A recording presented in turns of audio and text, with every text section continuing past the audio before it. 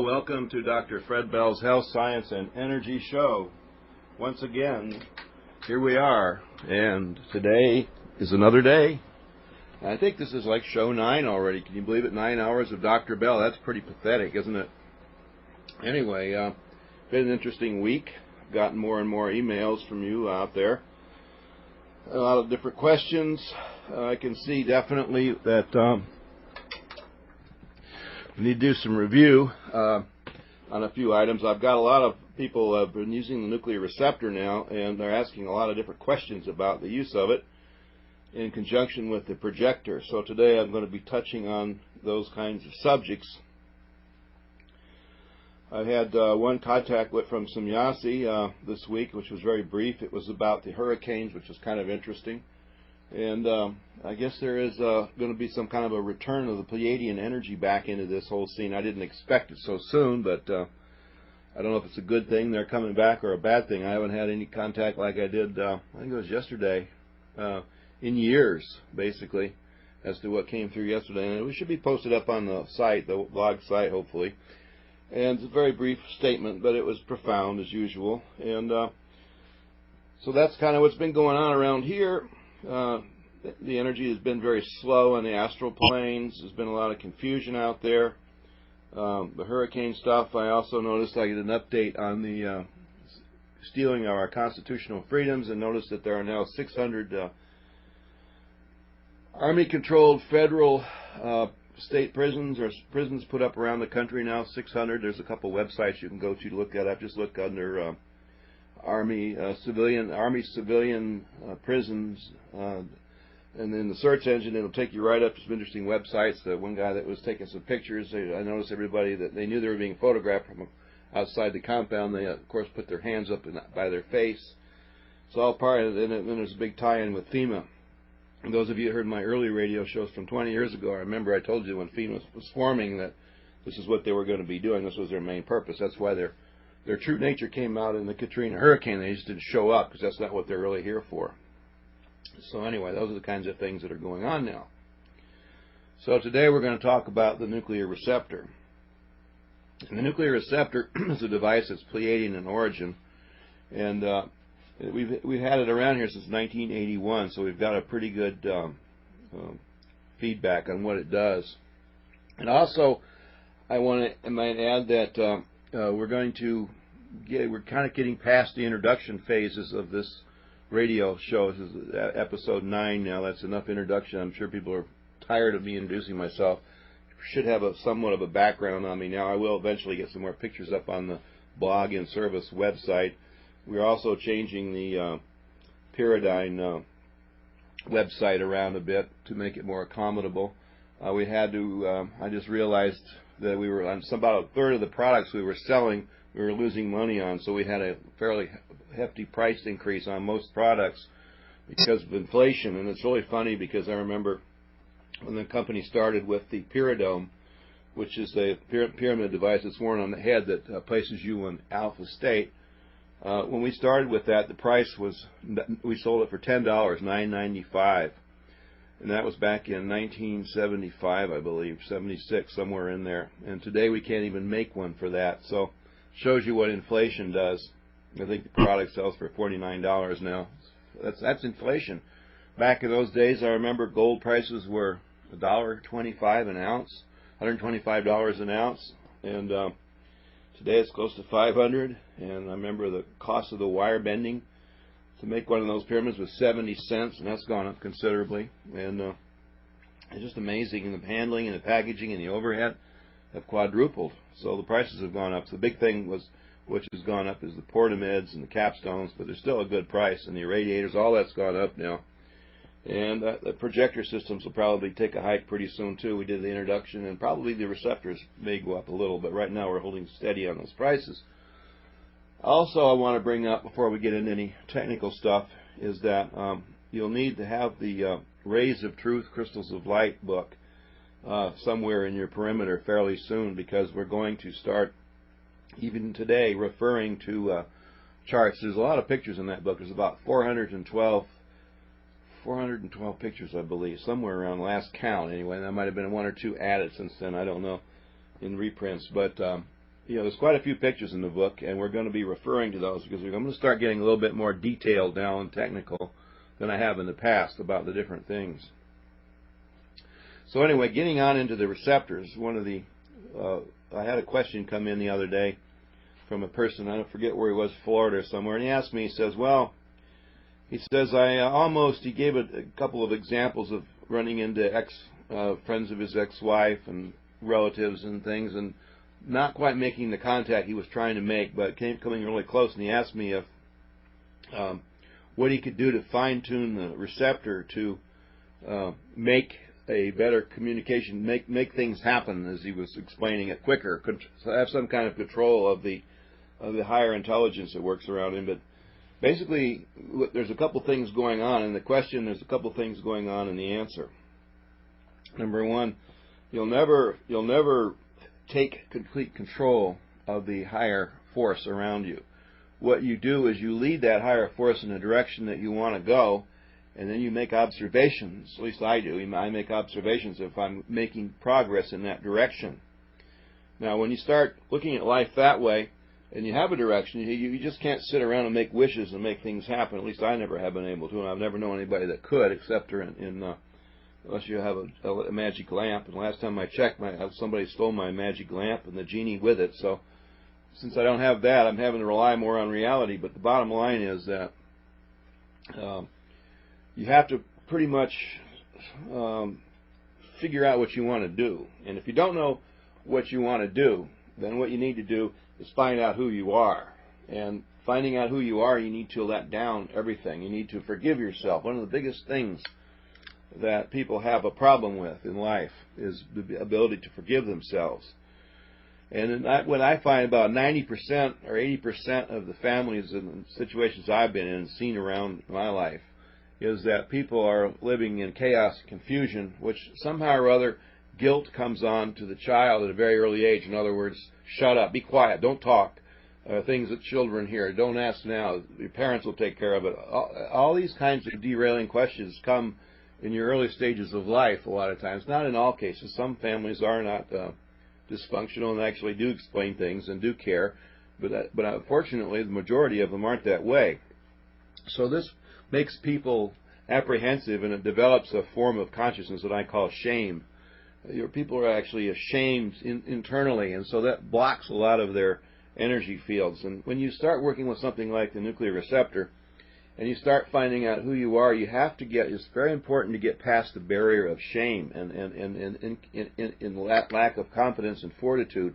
This is a very important thing that necessary to happen in order to move forward in life. And a lot of people from these attitudes of shame and confusion and develop impulsive, compulsive behavior problems, and at least oftentimes to addiction, alcohol, drugs. These lead into addiction of some sort. It could be any kind of addiction. It could be shopping, it could be gambling, it could be sexual, it could be a lot of different things. But then addictions start forming into these lifestyles that people have. And it doesn't mean that this is an overwhelming compulsion to be that way. It could be a subtle thing, and that's probably the subtle ones are the more dangerous ones, because these then work into your personality, and you become one of these people that just never quite makes it. You have a destructive behavior that only surfaces in the last hour. You've done all your homework and your research, and you put a project together. It's 99.9% running. It's starting to get up and fly, and you just threw a wrench in it at the last minute. There's people around that do that. And then there's other people that when they come up on success, they come into what I call fear, the fear factor. I'm becoming successful, and I'm going to have a heart attack. I'm going to have a health problem. And it's this endless series of things that people run into and broach these kinds of situations. And I could go on all day on psychological things, because I've worked in workshops and worked with all these kinds of people.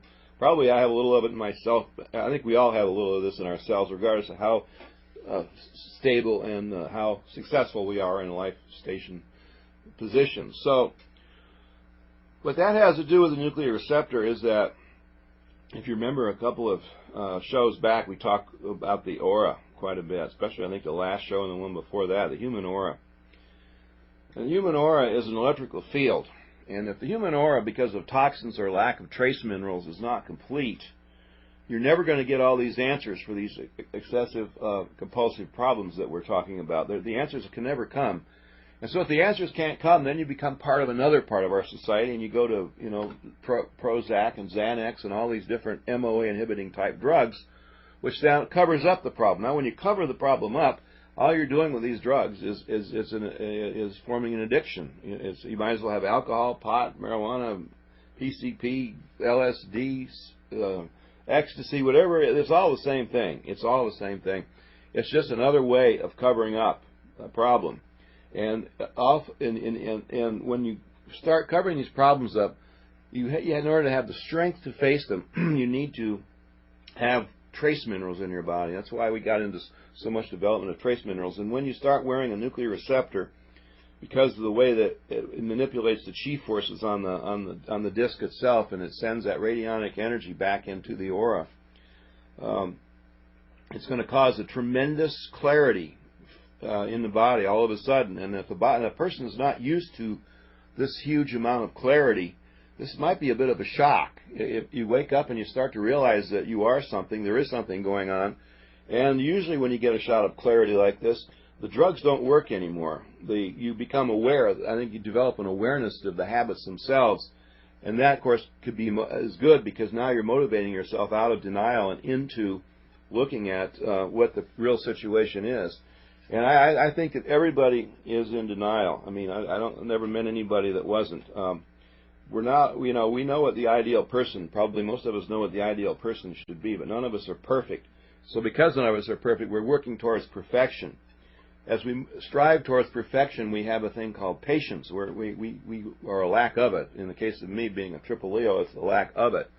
And with a lack of patience going on, it pushes us off into denial. We don't accept the fact that we're not patient, and we don't accept the fact that it takes time for the universe to realize what we want to accomplish, whether it be for someone else or for ourselves. And believe it or not, the first thing you need to do is accomplish things for yourselves and reach peace of mind. It becomes almost impossible to reach out and help someone else. But once you do help, reach peace of mind or some form of stability and understanding of yourself, then it's imperative that you go out and help someone else. Otherwise, you won't have your own personal growth, and that's always worked for me.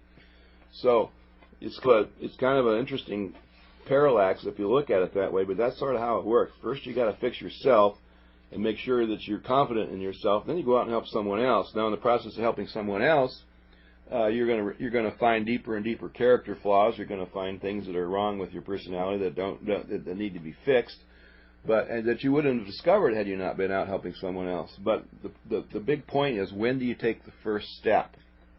And I think I can help with some of those solutions. When to take the first step from within ourselves to go out and help someone else. And the answer to that is quite simple. That step will be taken for you. You don't even have to consider it. All you need to do is consider taking care of yourself. All right? So that's how that begins. So we start looking at the nuclear receptor. To describe what it looks like a satellite dish. It's about 1.5 inches in diameter. It has a whole bunch of small little pyramids arranged on it. It used to have 144, but the numbers changed now because we've improved the molds. And they are laid out in what's called the Fibonacci series. And what the Fibonacci series is the natural order of life. If you were to look at a pine cone, a ring of cones or on the pine cone, the little things that stick up on there to make the pine cone up, to make it have its appearance, you'd see that on one row there might be 2. In the next row you might see 3 in the very center of it. And then 2 is 5, so the next row is going to be 5. And the next row is going to be 8. 3 and 5 is 8. And the next row is going to be the sum of the previous row, and so on and so on. And that's called the Fibonacci series. And that works on petals of a rose, pine cones. It works on just about anything that has any sort of a snail shell. If you look at the way a snail shell, you notice it starts out very tiny and it's despiraling and it goes way out if you do the curvature of that. And by the way, just to show you how science has looked at that, Victor Schomburg, for example, in Germany back during World War II, looked at the design of a snail shell, and developed his Schaumburg turbines, which were used in a disc-type craft that Hitler used. And it's another thing, speaking of nature, there was another turbine called the trout turbine, which was discovered when people were working with anti-gravity. They noticed that a trout, why does a trout go out into the stream? Why doesn't he go out and try to swim upstream in the middle of it? Why doesn't he go along the edge of the stream where the water is much less flow? And they found that the center of the stream is colder, and that colder, along with that water motion, a faster water motion, produces less gravity. So there's actually less resistance out there gravity-wise than there is along the edge. Little things you run across, little axisms. But anyhow, back to the receptor. The receptor dish is round, having pyramids laid out in a Fibonacci series. And when you look straight at it, you'll see pyramids upside down, and you see pyramids right side up. The upside down pyramids and the right side up pyramids produce a field. If you were doing muscle testing, as is described in my Rays of Truth book, where you put a pyramid on somebody's head and have them extend their right arm out and push down on it and measure their strength, and then turn the pyramid upside down and press the arm down, you're going to find when the pyramid is upside down on somebody's head, they're going to test a lot weaker muscle testing than they do with the pyramid right side up, because of the yin and yang and chi forces being out of balance. And everybody that I've ever tested, that's true. People that have less of that being out of balance have only been high-level martial arts teachers and some yogis that I studied with from Tibet. I mean, these are Tibetan-born yogis, people that are disciplined in these forms of meditation in their entire lives. They're the only ones that ever almost reach a balance, and most of them are still out of balance.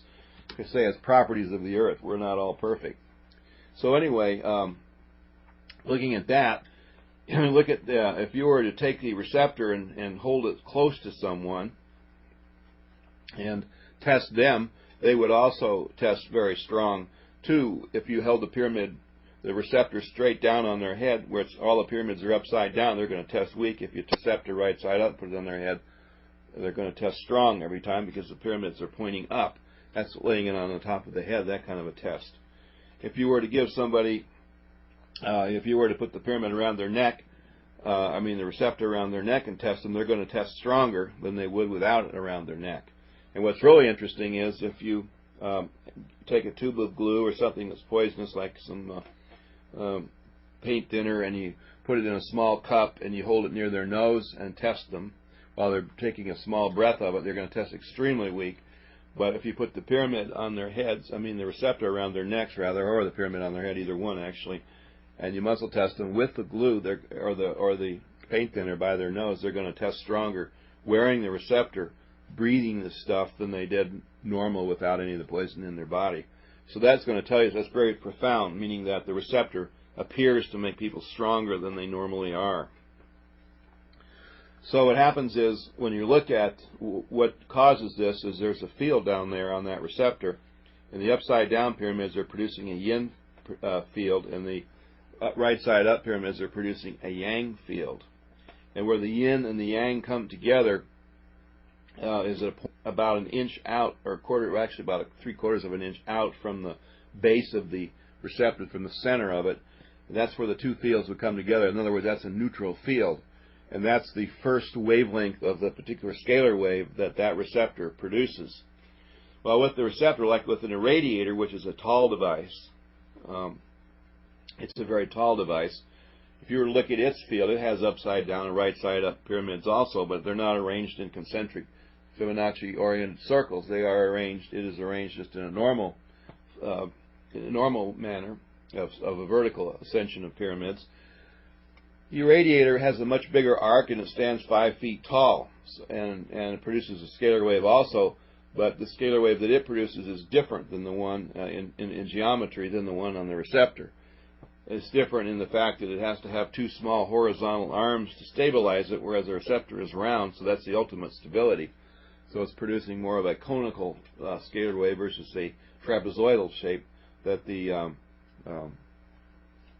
radiator produces. And I have photographs of both, by the way, and those of you that come to the seminars that I'm starting to organize now later on this year or next year, probably more like next year, that you're going to see actual photographs of some of these things we're talking about. So anyway, the energy comes together at a certain point in that receptor, and that's the focal point. And rather than let that energy escape and go on out of the receptor, we reverse it at that point and send it back through the center of the receptor. There's a little hole in the middle of it, in the center of the dish. So what happens is it goes back through the center. And when it goes back through the center, it goes out on the human aura. But before we reverse it and send it back, we condition it. And when I say condition it, what we do is we put a gemstone on there. And if you go to the Pyradyne website, you'll see a color chart. If you click on, first of all, store, in-house store, and then go down in the receptors, you'll see a color chart. And you can test yourself for the color that you need. And what you're actually doing when you do that is you are looking at the flaws, of the character flaws of your hydrogen atom, which is your atom that brings your consciousness into your body. Your body is made up of oxygen, which animates the body, nitrogen, which produces protein in the body, substance and form, oxygen, nitrogen, hydrogen, and carbon. And carbon is the last thing. Carbon is the shape atom. It's the one that directs all these other three gases into a shape. The hydrogen atom is the one that brings in consciousness, and the hydrogen atom is the one that can cause you to go into acid or alkaline or disease or non-disease condition. And the hydrogen atom is a director of everything. So when you want to realize everything that goes on in the body, it has to go through the hydrogen atom. The other three atoms, well, the other two gas atoms basically are slaves to the hydrogen atom, and the carbon atom is nothing more than the grounding factor, or it's like the anchor. That's the best way to consider that, as it is the anchor. It anchors the material, the spirituality, the energy, the electrical precursing fields, all of these things. It anchors them into a field that becomes energized by your soul and clothed upon by your personality and your many, many past lives. And of course the gases bring all this up, and the fingerprints, all the other stuff we've discussed come to fruition. Well, as I said in the very beginning of this, that everybody has a character flaw, or many. If you're like me, you have a list that never finishes itself. So with all these flaws, we got to go back to the hydrogen atom and start patching them up. Well, the best thing to do is to take the worst flaw first. Usually in any situation, you deal the worst, most drastic, catastrophic problem first, and then from this draconian situation, we build upon the spiral staircase that takes us up into the heaven where we don't have so many problems. And so that's what the receptor will begin to do. For example, if you have a blockage, an energy blockage, both on your lower part of your body and the higher part of your body, then that's pretty obviously a thyroid problem. The thyroid and the parathyroid are very important. Not only are they responsible for temperature and the assimilation of calcium into the body, but the thyroid is also regulating body temperature, appetite, all of these things. And this is done by compromising what you think and what you feel. And so what you think department is up in the head, the crown chakra and the brain, and what you feel is the solar plexus down below the throat. So they got one above and one below the throat of two major centers that have to intersect somewhere, forming a figure 8. When we get into the projector later on and start studying that, you'll begin to realize that that projector works amazingly well there too.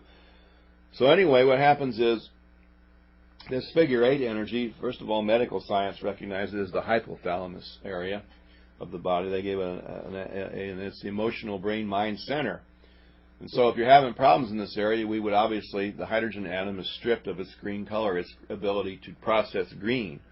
If we were to look at levels of conscious, green becomes known as the intellect. It's the third ray. It's a female energy, believe it or not.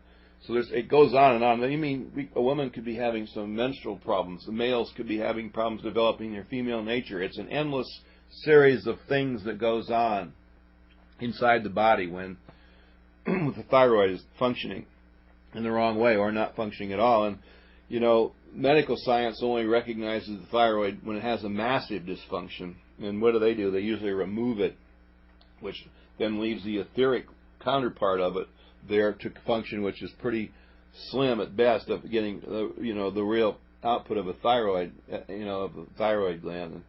I mean, it just goes on and on and on. The thyroid also produces thyroxine, and it's a major. It's one of the 7 levels of consciousness in the body.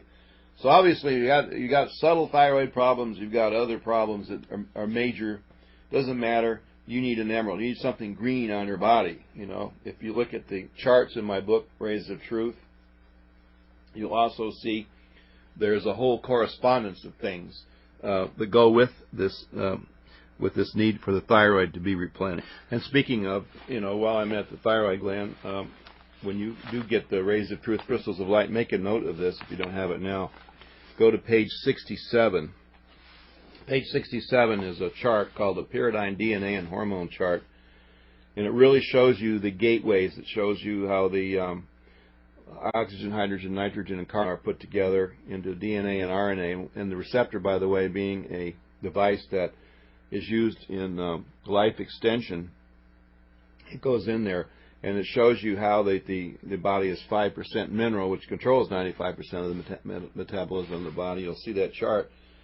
And by the way, the trace minerals, as soon as we get, let's say we're working with the thyroid and we muscle test and we find that that's not functioning properly, then what happens is we need the color green. We're now going to install an emerald into the bridge, and we're going to process on the frequency of the emerald.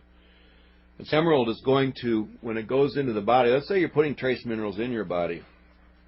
When you deal with trace minerals, you're dealing partially with what's called the Akashic records. And the Akashic records are pretty much physically stored in the silicon dioxide world.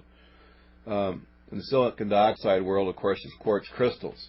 And quartz crystals grow at the rate of 1/10 of 1% every 10 years. And the reason that they're growing, even though they're out of the ground, by the way, the reason they're growing is because mankind is moving ahead and expanding in consciousness all of the time. Man is learning more. Man is reproducing, becoming more man. More events are taking place. And this is all recorded. And in order to start to become confident with yourself within the present, be here now, the moment that you're in, because that is reality itself, it's nice to have a record of history, a good record, a solid record of history of historical events, times, feelings, emotions, a whole calendar of all your past lives, all of that brought up to the subconscious, at least if you can't bring it forth consciously, which most people can't, and have it there on command. Even though you're not aware of it, it's there. And that's what trace minerals do. Trace minerals give us that awareness of all those past lives and all of that on a subconscious level until we're fully self-realized or enlightened.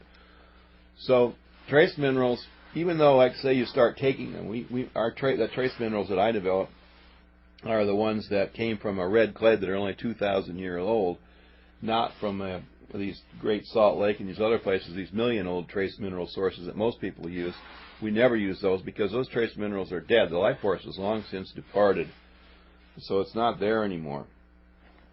So when you have these trace minerals present in your body, and there's about 112 or 13 of them in our formulas, the Pyralyl formula, and you're wearing the nuclear receptor, and remember, most of our biochemical formulas are designed to work around our precursing products.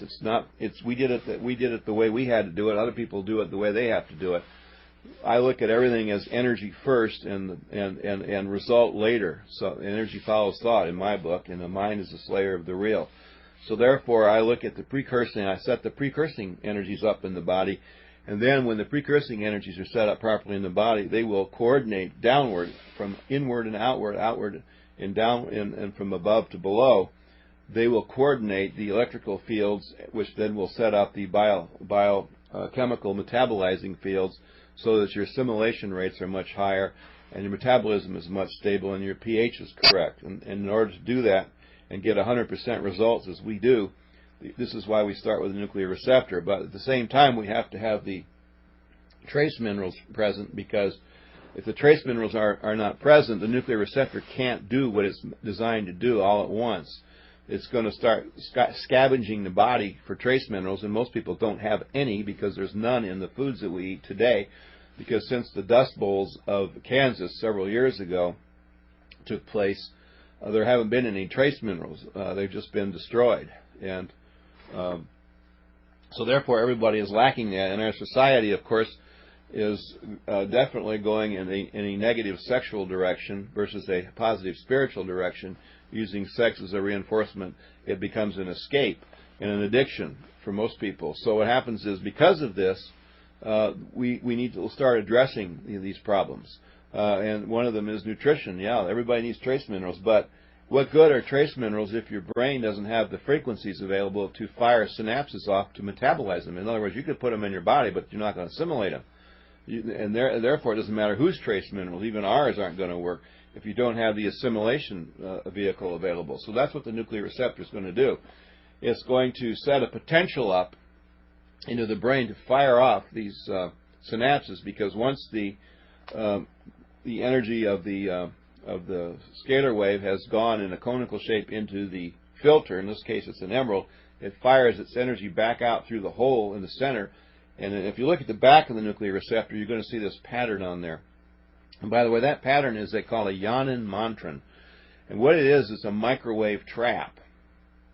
And what a microwave trap does is, any energy coming off the receptor, or in other words, there's an airspace between the dish and the gem, and there's an airspace from the gem through the hole to your body. There's airspace. There's a big airspace back into your aura field, probably a couple of inches to the core of your aura.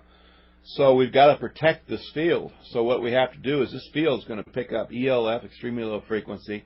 This field is going to pick up a lot of radio energies and cell phone energies and aircraft energies and radar and HARP and all these things that are going on.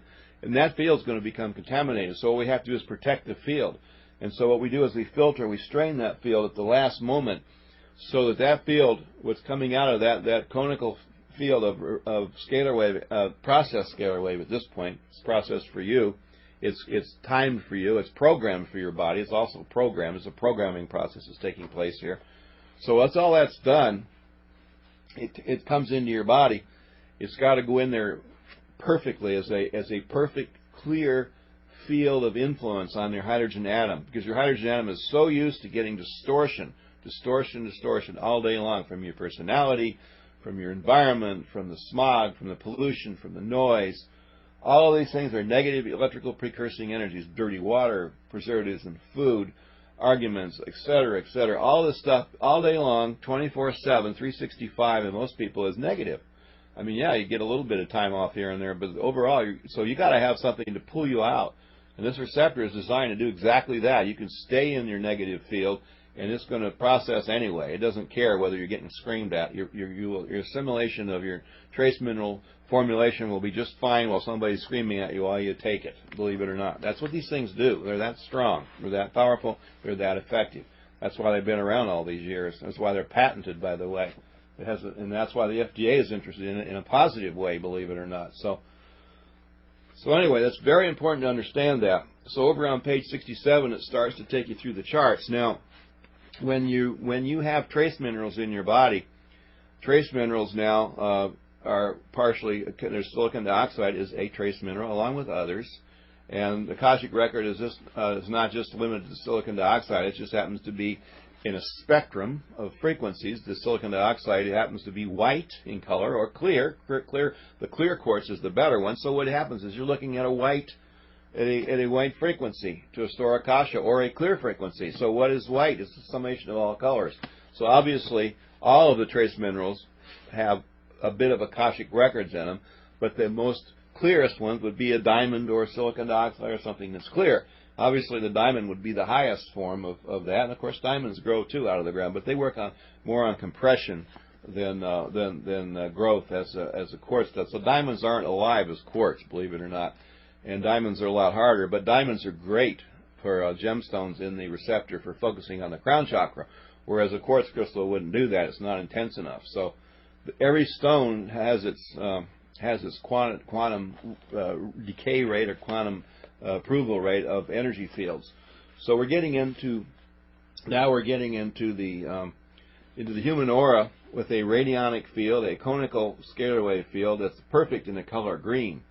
So now we're going to activate all of the trace minerals in the body. Well, this is where, if you put the trace minerals in the body, this parallel formula that was mentioned, they start firing off synaptic wise in your brain. Okay. Now this kind of a person that's fairly clear, it's going to get a certain amount of clarity fairly quickly with a nuclear receptor, because they're going to, when the trace minerals are present and the firing in the synapses is clear, because the energy, electrical fields, remember we come from electrical precursing energy to electricity, so the precursing field is clear. It's a pure emerald. It's coming through a perfect conical scalar field.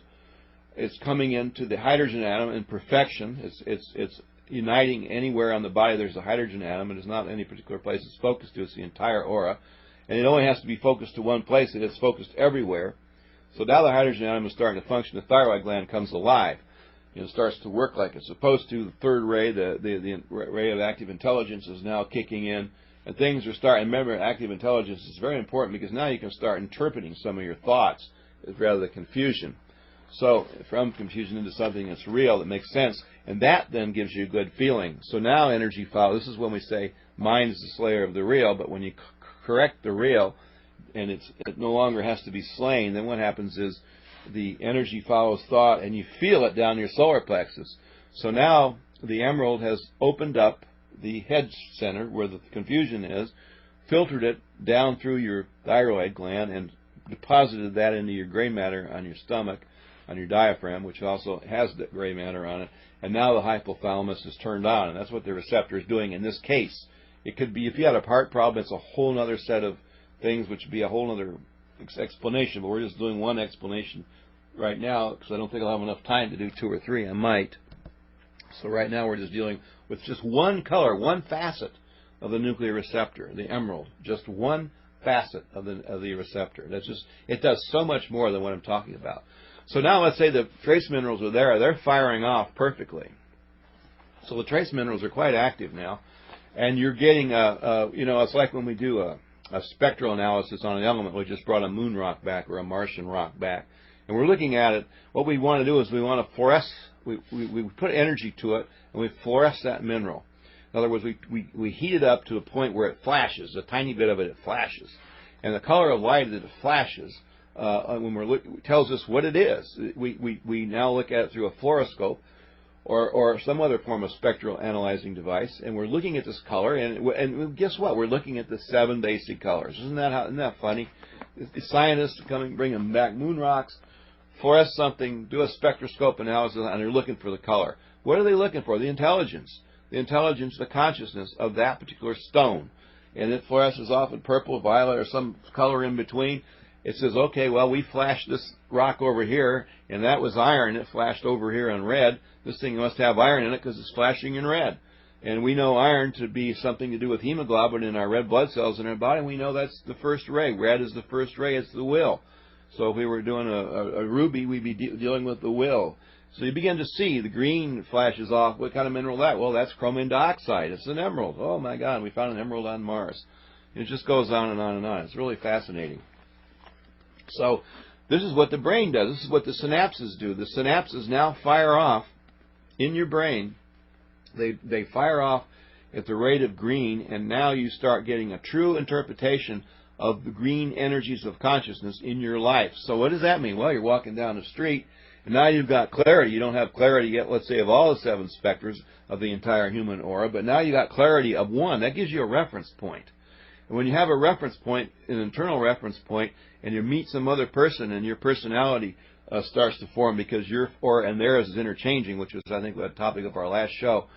You get this interchange, this personality. You've got the receptor there, and now what happens is, boom, you're starting to get clarity in the encounter with the other person. So now energy follows thought, and energy seeks its own balance. So if you're starting to get clarity by this interchange of thought and action between this other person, now you start to move away from any confusing energies that person has and establish clarity in your own aura. When you have clarity in your aura, what's the next step? Think about it. What is the next step if you establish clarity in your own aura? By coming up to someone, say, slightly in confusion. So what we've got done here is we've established clarity in our own aura. We've come up into confusion, somebody that's in confusion, and maybe we've set them straight. So what's the next step? Does anybody know out there? I'll give you a second. What would be the next step? Well, the next step, I guess I'll have to answer, because I didn't hear anybody say anything. It's balance. So when you have balance, then that leaves you the table open, the field open, the stage bare, and allows something to enter. It allows something to come up into the balance, to upset the balance. Now, that doesn't mean it's negative. upsetting the balance might be, let's say you're trying to make more money and have a better life financially, to make a better financial thing for your family. And I refer to that because this is third ray energy now. Money is green, it's the emerald. That money works on this balance, this particular balance. So what happens is you set up a balance that you didn't have before. You've interfaced with another person. You've seen a flaw in their character. You may not have presented it to him. Maybe you actually showed him a better way. It means you took care of yourself, and now you've helped someone else. And you've achieved a balance point. And that allows something good to move into your life and something bad to move out of it. Balance always moves in a positive direction, but it does move. It doesn't sit still. So now you'll be able to see something that you didn't see before, because now the clarity of firing off the synapse, the clarity is there. You've got your wisdom factor is coming up, and you're starting to get a clearer view of what this is all about. And this is where the next thing that comes into focus is, which is very interesting. And by the way, once again, that's page 67 of the Rays of Truth book, which I highly recommend that you look at that particular thing, that particular page. This brings us to the next level. And by the way, on page 196, there's a 7-ray correspondence chart with all the colors, the consciousness, the vitamins. There's vitamins like if we're dealing with the emerald. We should probably needs. If we tested strong for an emerald, we definitely are low in vitamin C, which is collagen. And it builds, it's used to make collagen in the body. That's one of the most important things that vitamin C does. It binds up the force. It's a binding. It's an adhesive force. And on the atomic level, it would be a gluon. And when it means the gluons need to be shored up within a hydrogen atom, and the hydrogen atom, of course, has quarks in it, and quarks are composed of leptons, and leptons have to do with our specific gravity, our specific desires. There are also inside of quarks, within those are energies coming from the astral plane called omegons. Omegons contain color and perception of color, which is now perception. So now what happens is, by wearing the emerald, our perception powers go up, clear into the astral plane. And all of these atomic, in the new book, the Inside Track, explains more of this. But I'm just showing you, I'm touching you a little bit on how this starts to work. And now you begin to see why it's going to be necessary to have the book in the future, because we're going to get a little more technical in our discussions, but at the same time, I think you're going to find them much more informative and much more applicable to what you want to do. So this is the beginning of it. Now the synapses are firing. You're perceiving the situation with another person from a whole other level than you did before. And this perception gives you an input which allows your own character flaws to be changed and oriented in a positive direction, so you then move forward. Now, the next thing that comes up into all of this is the material in the receptor itself. In other words, we make them out of different materials. And people want to know, why would somebody spend $18,000 on a platinum receptor when they can turn around and buy for under $200 a base metal receptor? And there's a reason for it. It's not because they want to have bling. It's because they have realized, by probably wearing that $200 one, they have realized a change in their metabolism over a period of time where the cost of the receptor is no longer a factor, but the performance is.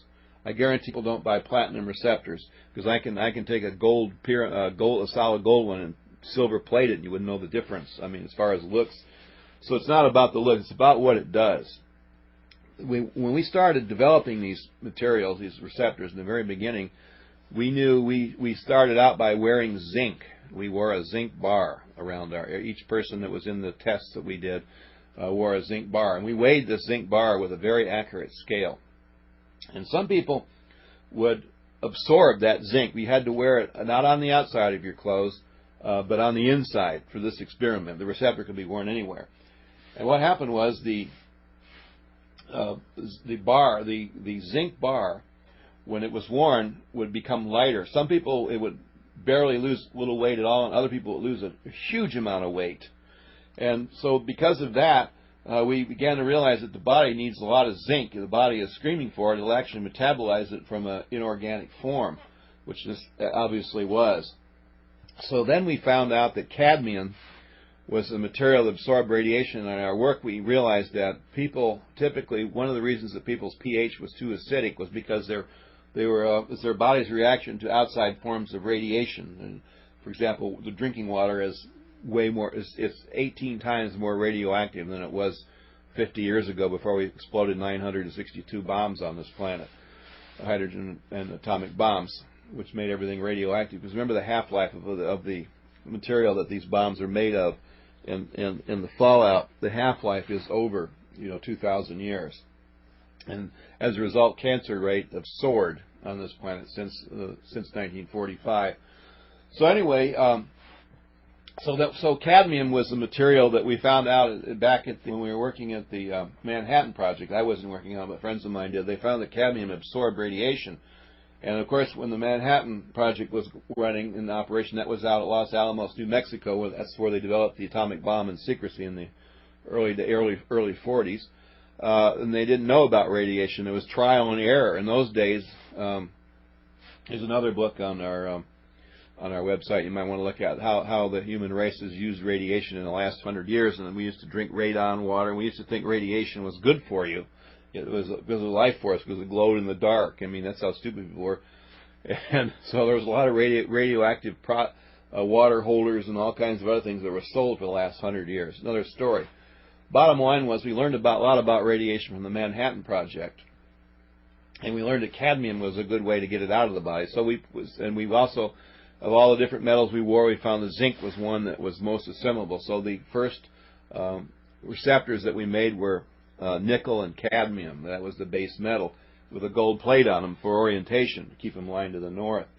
Well, we found a lot of people, when they wore these zinc-cadmium receptors, the back of and they wore them up against their skin, which a lot of people do, the back of the receptor itself would melt into their bodies, meaning the gold would wear off. It didn't wear off, it was absorbed.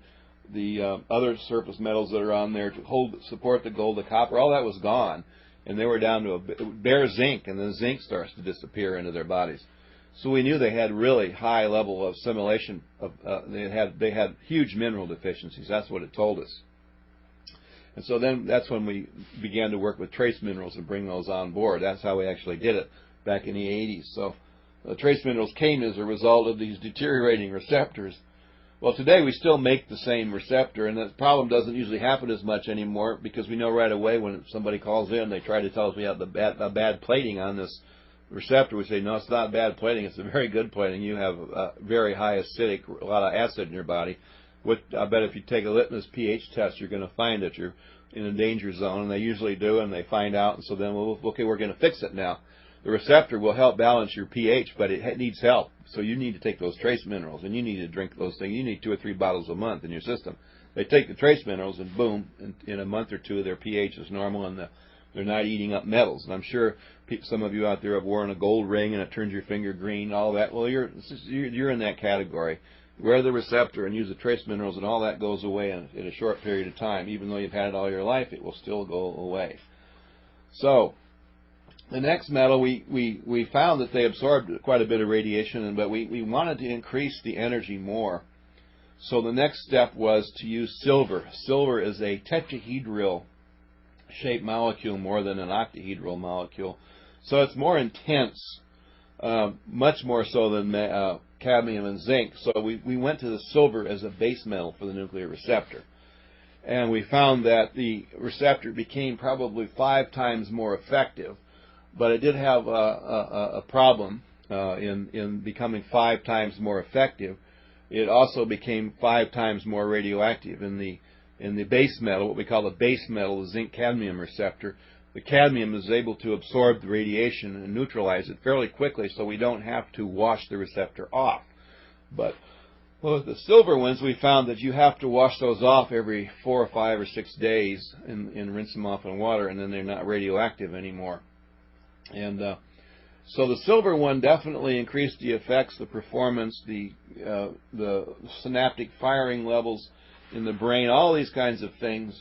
It definitely gave us a much higher performance. So the silver became the one of choice for quite a while. And so silver was the next one, the sterling silver, which was a fairly non-tarnishing. Some of them turn black on your when you wear them, but that's not from tarnishing as much as your body. Once again, you're one of these people that's absorbing a lot of minerals and you're oxidizing it goes into a chemical electrical change because the receptor is a precursing device, and the receptor now is increasing your pH level of your body, but it's becoming acidic in the process itself. And so silver, this is a metal that shows that activity up more, because we're going from precursing energy to electrical to biochemical, and of course silver is more active in the electrical level than it is in the other levels. So boom, that shows up. And so now what happens is the thing starts to turn a darker color, and you have to clean it more often, or send it in and we'll clean it for you. Well, we wanted to go further with it, and we knew that the gold one was going to be probably one of the best materials to ever use on a receptor. So we developed an 18-karat gold nuclear receptor. 18 karat is the frequency of the carbon atom in the body, as well as whatever, if it's the emerald one, is going to be the frequency of the bridge. It's going to be the frequency of the thyroid, plus it's going to be amplified into the carbon atom. So the 18 karat gold receptor becomes an alchemical transformer, basically, which the other two receptors don't. So each one has characteristics, but they go further. So now you have an alchemical transformer, and what that means is that the solid gold receptor has tremendous healing force on the body. It causes, whereas the silver and the cadmium zinc ones have helped the brain fire off in higher neuronic frequencies, so that you can perceive these perceptive things that we were talking about earlier on in this discussion. With the gold, it brings you into, it's like you just now added intuition. Before you have interpretation. Now with the 18 karat gold, you've added intuition, because it works so profoundly on the hypothalamus, we're talking about the emerald one, that now that you're going to have intuitive powers like you've never had before, because it's balancing not only the hydrogen atom, but it's also balancing the carbon atom. So we picked up one step that we didn't have previously.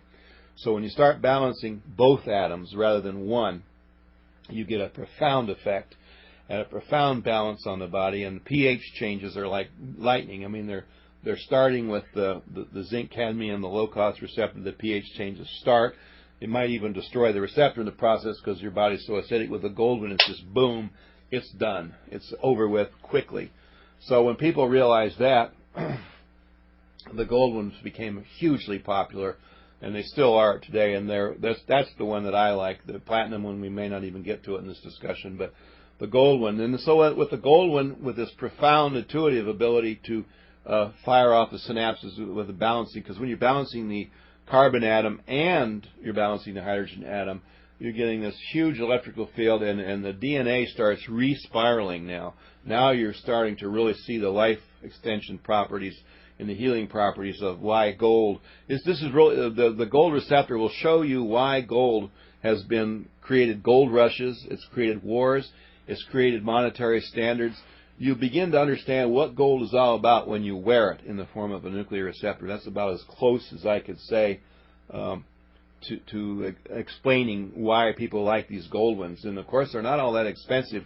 They have a large expanding range. You can get a gold one at one price, and you can get a gold one at 6 times more priced if you put a platinum bridge and diamonds on the bridge and all this sort of stuff. So the gold one is the one that I've gotten into for a long time, and I really like that one.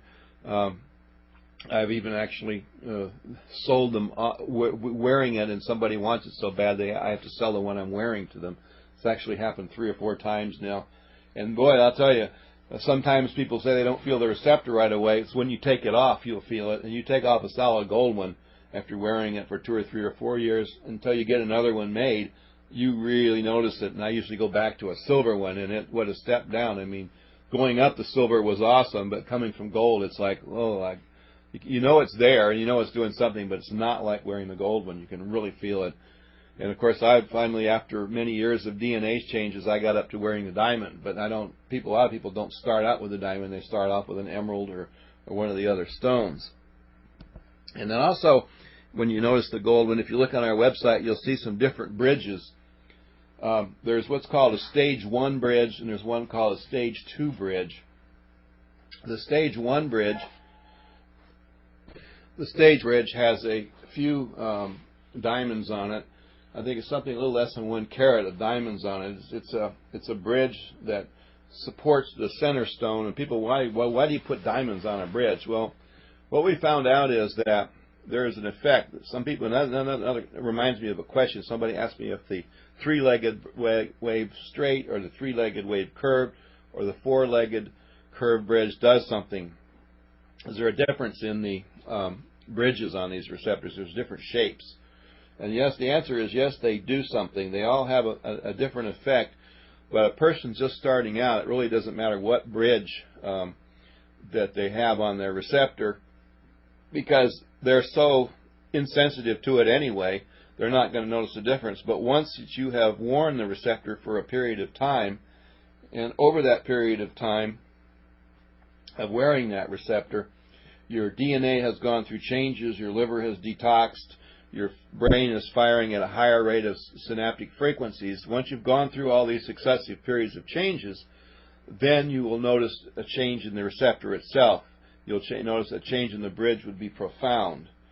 And so, for that reason, the answer is the bridge does mean something. Well, then when you get further along with understanding the bridges, we found that when you first we tried different stones. We decided to design a straight bridge, just a straight bridge, 4 little prongs going to the center, and where we could put faceted stones. And we started out with an amethyst. So we put all amethysts on the bridge, and we got a result. Obviously it amplified the lower frequencies of the hydrogen atom. Then we tried rubies. We put rubies on them, and then that, of course, this amplified the willpower, the higher end of the hydrogen atom that works with the will versus the dream state, which is the astral and the sexual. So we found that different colors on the bridge accentuated or amplified even more of the effects of the receptor. But we also found that it was a pretty sharp curve, and you had to be pretty careful what stones that you put on the bridge. Otherwise, you were going to have a reaction to it that you didn't like. You might not like it. It might upset the receptor itself. So over the period of experimenting around, I had one that I made was multicolored. There was 7 stones on each bridge. There was a total of 49 stones on the bridge, starting with violet going up to white, and I'm repeating it 4 times on a 4-legged bridge to see what that did. And that had an effect, but it was not a good effect. It was too many different colors in there, and it was interfering. It became an interference pattern to the focus stone out on the bridge. In this case, we're talking about an emerald. It would interfere with it because you have these other colors there. And so, because the energy, although it's focused in this one point, that's where the main gemstone is. Having a bridge with stones that go up to it could create an interference pattern and actually hinder. It's like this one girl asked me, I think I mentioned it last week, what happens if I wear all 7 receptors at once? And my answer was, well, you don't understand what the receptors do, or you could answer your own question. It will cause confusion. The body doesn't know what color you're wearing. It's selecting constantly a different color. It helps the body at all? Not at all.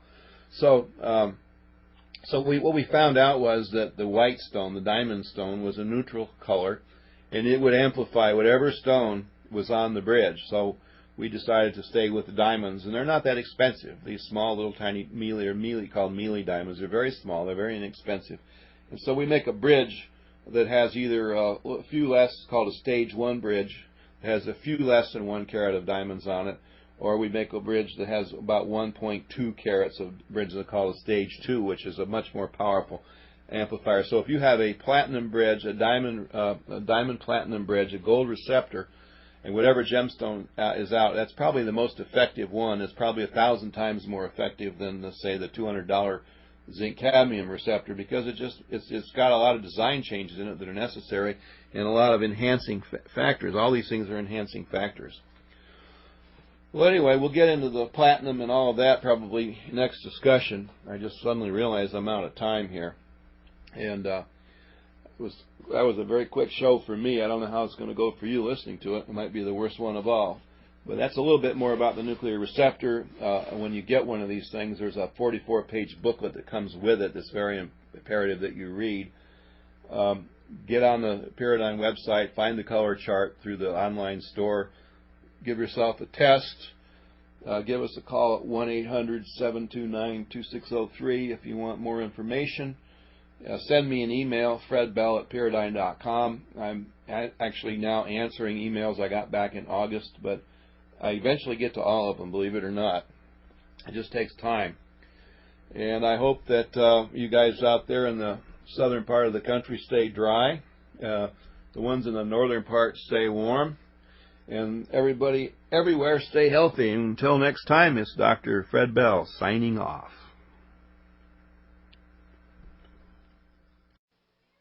You have been listening to BBS Radio, a blogandservice.com production and a service to others' endeavor.